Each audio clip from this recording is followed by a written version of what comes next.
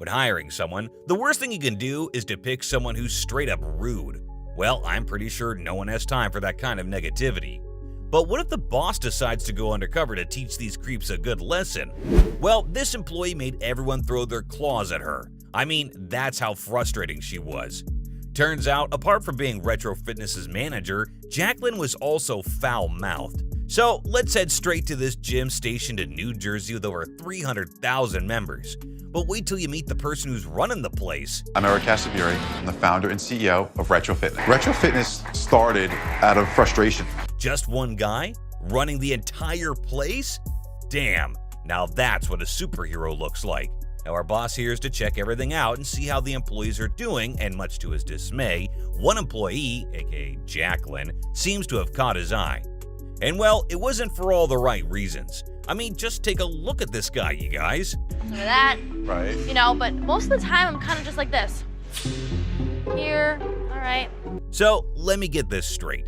Jacqueline had zero interest in the job, but she stuck to it anyway. Like seriously, this woman was absolutely unbothered by the business. What's more, she'd also turned the workplace into her personal space. Taking pictures of myself. You can run your gym the way you want it to run. Right. You guys have to see Eric's reaction. It simply says it all. If you ask me, I think dude was questioning everything around him. You can have your employees not take out their phone and take selfies all day, but that's what I like to do. If someone may have a question. I mean, any sane person would have had the same reaction. To make matters worse, the way she talks about her customers is just appalling. Like, excuse me? Don't forget, these people are the ones who drive the business, without whom you wouldn't even have the job in the first place. But you know what? Her attitude never failed to surprise me. Be obnoxious. I'm not a slave. I don't work for you. I don't know what to do with some people. I just want to punch them in the face sometimes. Wow, did she just say that? I can literally feel my blood boil. Like, has she always been like this? Not only is she hateful, but also wasteful, don't you think? If you guys I dump make it out. samples out of that, you don't offer it to the member Nope, at all. You just dump it out.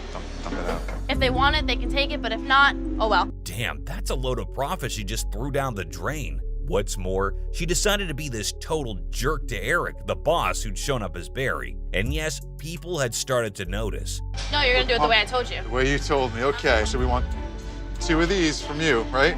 That's not a full 1 pump. and a half. Okay. But you're not gonna believe what she had to say about Barry. I've been here for 2 years. You're so condescending and rude to me, I really can't stand it. That's ironic. One user even pointed out saying how painful it was to watch Jackie being this mean biatch. Anyway, when confronted about her behavior by one of the customers, this is what happened. I'm never mean. I'm not being mean. Eric finally had enough. And Jackie, honey, I hope you're all ready for what's about to happen, cause it looks like you've ticked off the boss real bad. So Jackie was called over to the head office to share her feedback about Barry. And well, let's just say she wasn't all that sweet. Rude. Condescending. Really? Yep, she didn't have anything nice to say about him. But guess how she reacted when Eric revealed the truth? Got the same eyes. What's more, when he confronted her about her attitude, instead of taking accountability, she had the audacity to deny it. Finally, here comes the moment we've all been waiting for. I can't make it any more clear. I can't have you behind a counter like this. I'm disappointed, Jack. We have to part ways. There's nothing else I could do. Thank you, Jacqueline. Whew, that was so satisfying. Finally, some justice served. Now, Jacqueline can go and be an awful person somewhere else while we talk about the next employee who's probably even worse than her. Nested at the heart of Ohio, this restaurant chain is a beehive of 5,000 employees. Now that speaks of success. Our main man, aka founder of Buffalo Wings and Rings, Nader Masada, decided to go undercover as Pete, a new recruit to see how things are rolling. And what he found was a complete disaster. Who's to blame here, you might ask? Buddy Boy West, the culprit behind everyone having a hard time. I mean, just take a look at what he says about Pete. Pete is dressed like a dork. He's got the scumbag gold chain. He seems very soft, like grandma's pancakes. And we all know how soft those are. Man, Wes is totally the opposite of what a solid employee should be. His cocky vibes and that whole I'm better than everyone attitude was totally messing him up for real. He's not wrong about this one thing though. You're gonna need a really strong fire to win this and put up with me. This dude not only was intimidating, he also had this superiority complex paired with a habit of making inappropriate comments. You look like a pretty lonely guy. You probably should have some pretty good wrist action. Did he really say that, or am I just tripping? It's one thing to be cocky, but to make such vile comments? Man, this dude has no boundaries whatsoever. And oh, it doesn't stop there. You want this floor so clean, you would have sex on it. On the floor? Oh, yeah. That's one way to tell someone to mop. This guy was so over his head that he forgot how to talk to someone without calling him names and making them feel small. The arrogance, I tell ya. You see, Pete was left all alone to handle the order despite being new to the gig, while Wes belted out instructions just once. I'm gonna task you with this. All of it? All of it. You can count on me. But Buddy Boy here expected Pete to magically pull everything together. And to make things worse, he made snarky remarks like this. Well, maybe I'll just have Pete make all your food next time. I'm sorry, I'll keep trying. Whatever, man. But wait, why was Pete apologizing when it was Wes who failed to do his job properly? The urgency, the snarky remarks, and Wes's inability to take things slow was what led to Pete failing to have everything ready. While he was busy picking at Pete's faults, he failed to see his own. Food. He's cost us money. He's pissed off customers. I swear to God, this guy here triggered my rage so bad I had to cool off for a sec. Why don't you go right here? Don't please tell me you know how to use a microwave. I do. You might be the biggest D-bag in history. Clearly, he doesn't have even an ounce of decency. He's all about fear is power, using it to make people respect him and keep them in line. But he's forgetting that fear's only good for so long. Once the staff has had their fill, they'll totally tear him apart for treating them like crap, and I'm not the only one who thinks that. This viewer right here chipped in saying, fear doesn't equal respect. And dudes, amen to that. Pete was clearly upset and couldn't believe Wes was for real, and so he called Red. Is he just putting an act on? No, that's him. He has no respect for anybody in that restaurant. Looks like Nader has had enough.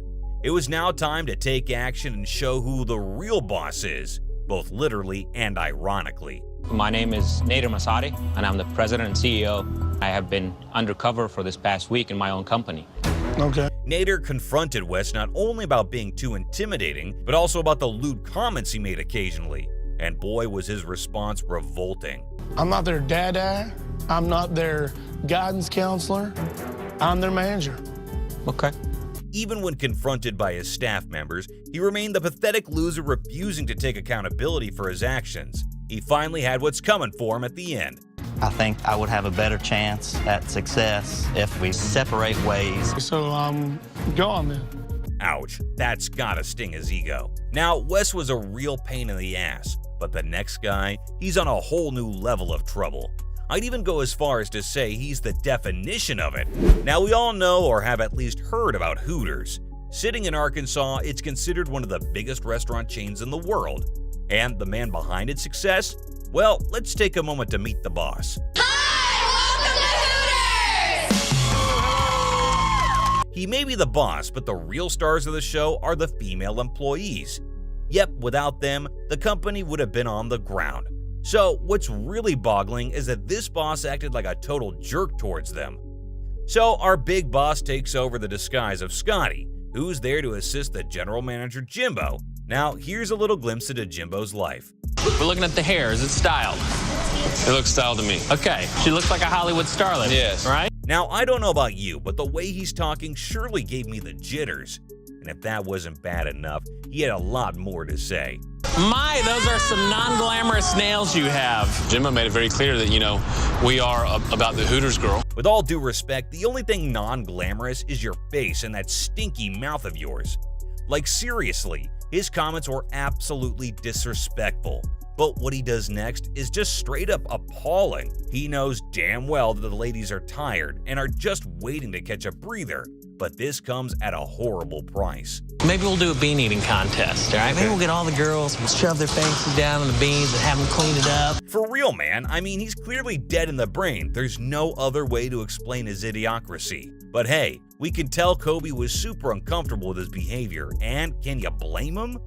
Girls are spoiled, man, so they're all prima donnas. It's disheartening. Not only was it upsetting to Kobe, but also to the girls. Obviously, how else would you expect them to react? But right now, it's Jimbo's world, and here's what happened. Go! Oh, get some of that. Oh, look. Ooh, doggy. Simply put, the way the girls were treated were disgusting, if not heartbreaking. They deserve the utmost respect, but I guess Jimbo had no idea what that means. Well, I guess it's time to put Jimbo in his place. It's Kobe. You've got a manager there in the Dallas market that the way he approached and interacted with the girls, it's really not acceptable behavior. And when Kobe dropped the truth bomb, Jimbo struggled to remain calm. I am not Scotty. Okay. I'm Kobe Brooks, the president and CEO of Hooters of America. Ah. When confronted about his inappropriate behavior, you won't believe what he said. If I'm too competitive and if I'm too harsh, man, it works. Buddy, what are you even talking about? Did he even listen to Kobe? He's asking you to apologize to the employees, and you're sitting here spewing out absolute BS? No one cares about your track record, bro, so stop it already. It's the way you treat people that's the problem. Well, unlike the rest of the pricks we talked about today, he at least made an effort. I get what he says, and yeah, I'll make it happen. But the question is, does it cut it? What he made his female employees do was absolutely degrading, and I doubt anything he does now can make up for it. Bosses like Kobe and the rest are the reason why we can still have faith in our jobs. So, what were your thoughts? Could things have played out differently? If you think I missed your favorite moment, don't forget to leave a comment below. And if you liked our video, make sure to click the thumbs up icon and don't forget to subscribe and hit the bell icon so that you don't miss out on the latest video. See you in the next one.